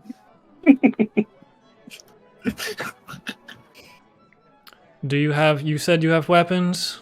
Yes, I do indeed have them, and I need them. I'm working. Yes, you do, but you also need this. And they put a lock on your weapon, and they are now magically imbued to not be able to get pulled. My sword! What if I need that? If you need it, we will turn off the locks. Who's running security here? The king himself. I'll have a word. Thank you, sir, for everything you do. My body is a weapon, and I walk in. I wish I put the lock on your mouth. More people start entering in. Faeranduil, you are the next in line. Do you have any weapons on you? No, I do not. Are you telling the truth? Just that little guy. Yeah. Okay. All right. Up next, Elias, you walk up. Hello, do you have any weapons on you? Yes, I do. I kind of look at his eyes and then look down at the rapier. Yes, I do. All right. Puts a lock on your rapier. You cannot draw your weapon. Question is Yes. Do magical components count? I'm not going to be doing anything. I just want Takes to out a know notebook. what the logistics. All of the crew have counterspell. If you cast anything untoward, we will counterspell it. Teacher, Okay. we have homework. That's what you just did. I mean, I think I don't know if my stuff counts as that either. But all right, okay, great. And I just move along, and I just look down at my urns that are on my hip, just like just keep moving. Oopsie poopsie. Oopsie poopsie. In front of Marla'vour, we have Honor Guard Captain Elrondell. Do you have it? Yes, you do. You know what to do with the locks. Go on in. Hello, sir, and or madam, or anything in between. Do you have any weapons on you? Talking to you, Marla'vour. I figured. No, not really. I mean, I have this, and I show him the flail, but like the ball just has holes in it instead of like spikes. It's more of a religious practice thing. Here, take a smell. Smell that. It smells like wet dirt with a little bit of like daisies or something. Please put Really? it back in your sheath. You don't like the smell of wet dirt? I love the smell of wet dirt. Okay. I like the whistle smell of flail? clean air. It's not a weapon. It's just for, like, you know, it's a religious practice. I just kind of walk around and I put a little bit of incense everywhere. It's Roll a deception check at disadvantage. You have a wiffle flail? You put a wiffle ball on a flail? Hey, don't worry about what I have, bro. Don't worry about what I got. That makes a crazy noise when you do this. You said Oh, disadvantage, right? So Yes. it's gonna be a 15. If you take it out and swing it at somebody, I will have to cast Disintegrate on you. I understand. It won't. It won't leave my. I won't swing on anybody. I promise. Does it have a sheath, sir? It's just kind of stands up. Yeah. Okay. Do you put it in a sheath? It's not that I. Would it have a sheath? Is what I'm I- trying to figure out. It's kind of like. it would be awkward, but I feel like you could put it in something. Yeah. Unless you're just gonna flail. walk Where does around a with flail it. usually go on? I think you could put it in a sheath. I mean, my plan was kind of just walk around, the Yeah. smell. But yeah, I'll sheath it. Yeah. As he like ushers you through, you hear a click, Damn it. and we see the party proper.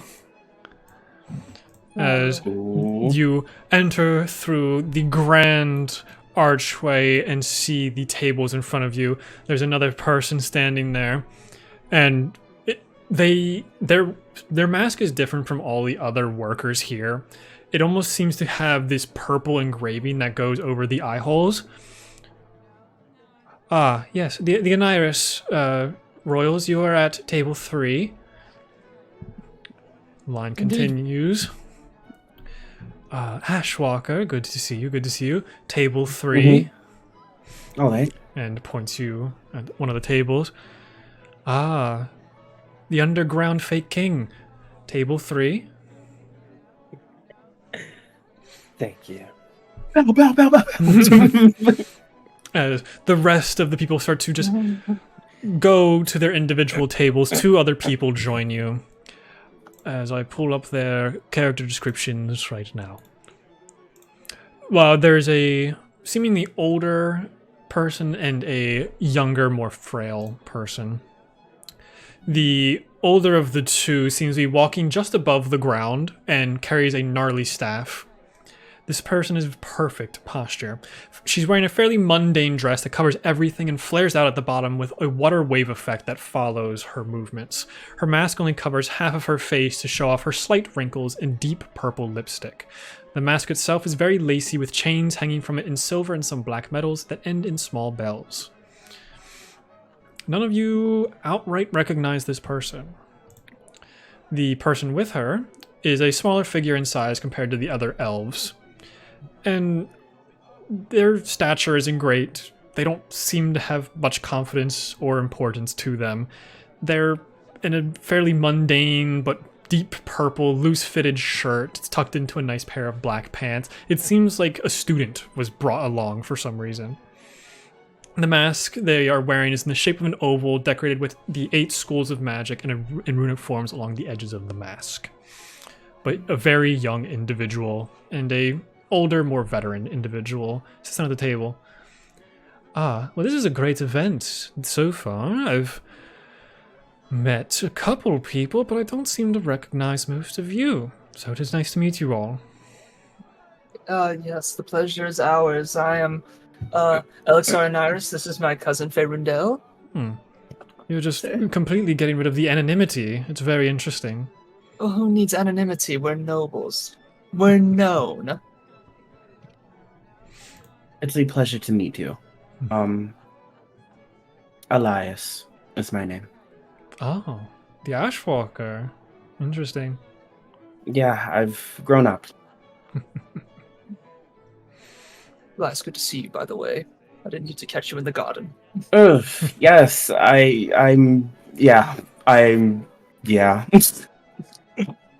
I turn. Yes. Ooh, my bad. No, I was just gonna say, and Marla'vour, it's good to see you as well. I haven't seen you since the last time I made my trek downwards. Oh, I know. It's been quite some time. It's been a few days. Well, I was gonna, for our friend who likes anonymity, I was gonna try and keep my name a secret. But Oh, he said, come it's on. okay. No. The gimmicks of these parties, they Oh, it's weigh not, me down. I wouldn't call it a gimmick. It's just more of a little game to entertain ourselves here. But it's okay. I How are we understand. going to fit the wine glasses through the masks? It's more trouble than it's worth. That's why I left mine open, but personally. I honestly think that I don't know. I like the anonymity. Oh gosh, you know what I mean. But I think, well, I mean, your job is to watch over people, Elixir. So I understand why you feel that way. Your cousin, you said? What is your name again?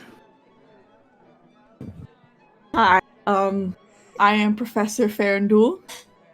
I teach historical and I teach like history classes at the college, and I'm the professor of Antiquities, so I study peoples who've come before. I like to go.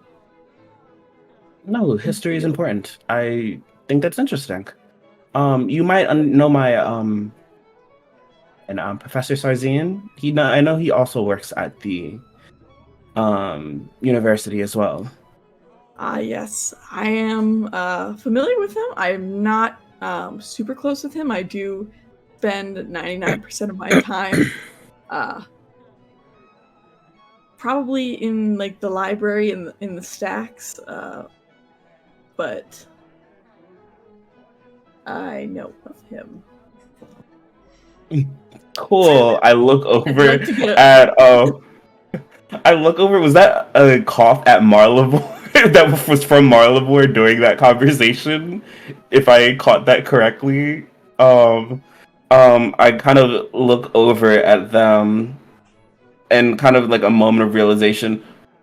Hi. Oh my God, you're here. Elias, it's been quite a while, hasn't it? And I hope your studies are going well. My studies are going well. They actually are going well. And yeah, they're going well. I'm partial. These things don't seem like your thing. I'm gonna be completely honest with you. I'm kind of surprised that you're here.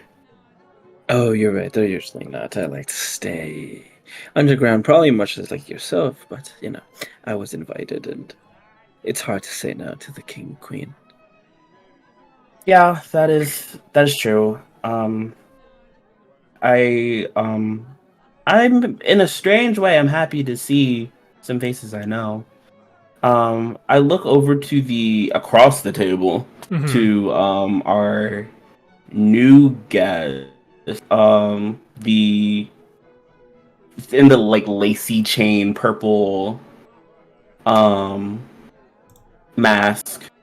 Hi, who are you? If you don't want to talk about that, that's fine. But mingling is our thing at these sort of events. Right? Yes, I've worked alongside Faeranduil a couple times, but nothing too close. I've supplied many people with many things. Nothing close to what the Grand Sorcerer does, of course, but I'm still around. Oh, that's great. Is that your student next to you, or? You can say that, yes. Faeranduil, that one. Give me an insight check on the student. He's a homunculus, anyway. Don't insult the lad. I'm joking. 9. The most obvious part is they are this student that seems to be following this person around is really trying to not look you in the face. But yes, I work with many magical artifacts within the city. It is a grand time since I guess artifacts is the correct term. I'm a manufacturer of artifacts. Oh, okay. So you're the supplier of sorts. Yes, I'm in charge of most of the magic items in this room. Awesome. I think that's, I And misspoke. I might That want is to add amazing. very legal items. So like the locking mechanism, is that you? It's a little bit of me. If anything, it was Damali that had formulated that little mechanism for the king and queen. As the kid just goes, "Why'd you say my name?" Hi. Damali. Damali is your name. Yeah, I'm Damali Esperis, a practicing magical person in the city. There's so many big people here. It's okay. I'm also a practicing magical person in the city as well. Yeah, I don't know anything about magic. But I that's not true. I do, but I don't practice it per se. Well, that means that you two have plenty to talk about if it comes down to it. Yes. I've personally pulled Damali out of the academy to work alongside me as a second hand as a master creator within the city. So like a prodigy. Yes, You're a prodigy, that's- Damali? this is the only +1 in the entire event.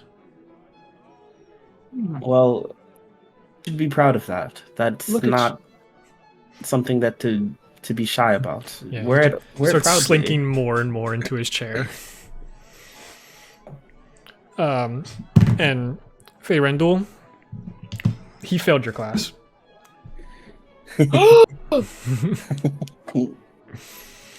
Oh, Him. the drama! Yeah, he was much more focused on enchanting items than he was learning about history of items. Wait, do I remember him though? Vaguely, the name rings a bell. Because he's one of the few students that got pulled out of the academy early. It's not very often that someone does that. I look at him and I'm like, are you even old enough to drink the wine, or will I have to be taking yours? How is this going to Don't work? worry, I'll be taking his. Oh. You It's- saw through my ruse. Yes, I did. And he's my problem, so if he was to get drunk, it'd be on me. And I don't take those risks. I don't look after the petty crimes like that, so... I am on the clock, though, so I look over. The queen's not here, is she? You do see the king and queen at the table diagonal to yours. Oh, hell's bells, there they are. You're right. Is she drinking wine? Should I go, like, test that poison? Test if it's poisoned? Like, oh god. Well, I thought there was going to be Alexa. an entrance. Now I'm really on the clock. Oh, Alexa, I don't think you're on the clock. who's going to taste the wine for poison? I think this wine is. We are in the castle. I have a glyph under the table. If something happens, it's okay.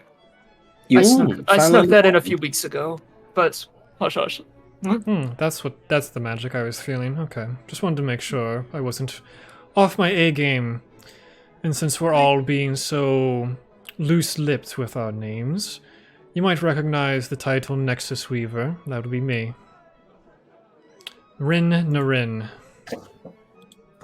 Ring.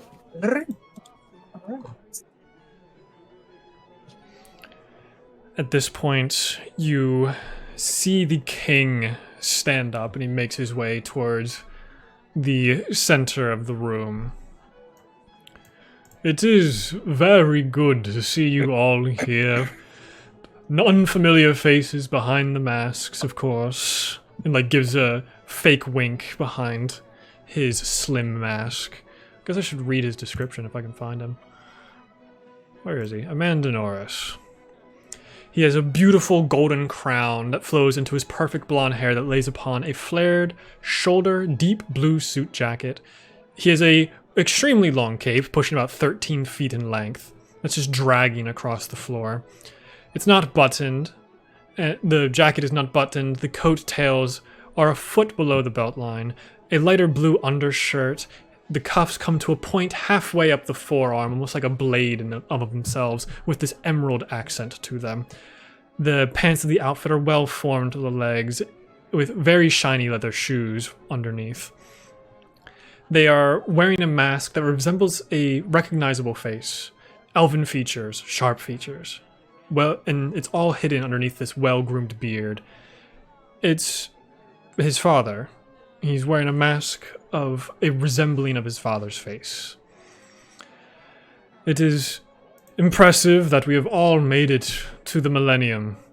Most of us, at least a good portion of us here, did not expect to make it this far. The giants were destroying us hand in hand over the many years. But through our persistence, many of the people here, some fighting the giants, some using magic against the giants, building weapons against the giants, we find ourselves in a city that is prosperous and ever growing. We are here tonight to celebrate the Millennium, to officially celebrate the end of the Age of Giants. And as king, it is my greatest honor to open up the floor to everyone else. Make acquaintances, make new allies within the city. Be cordial, if need be. Don't let a fight break out. We have plans for that. But enjoy your surroundings, enjoy your friends, your families even, the noble houses, the people that built this city and have stapled names within it. I thank you for everything you have done. Let's have a great second millennium. Cheers start. All of the workers are just like, they are hyped. There are many tables that get brought out that have many drinks on it. Some have food on it. The people that have full masks are shit out of luck. Yeah. Bands come on to the balconies above and start playing even more elegant music than was already playing. And that is where we were going to end episode 1 of the Home of Masks. So thank you all for playing. Thank you all for watching. And we will see you next time. Bye-bye. Bye-bye.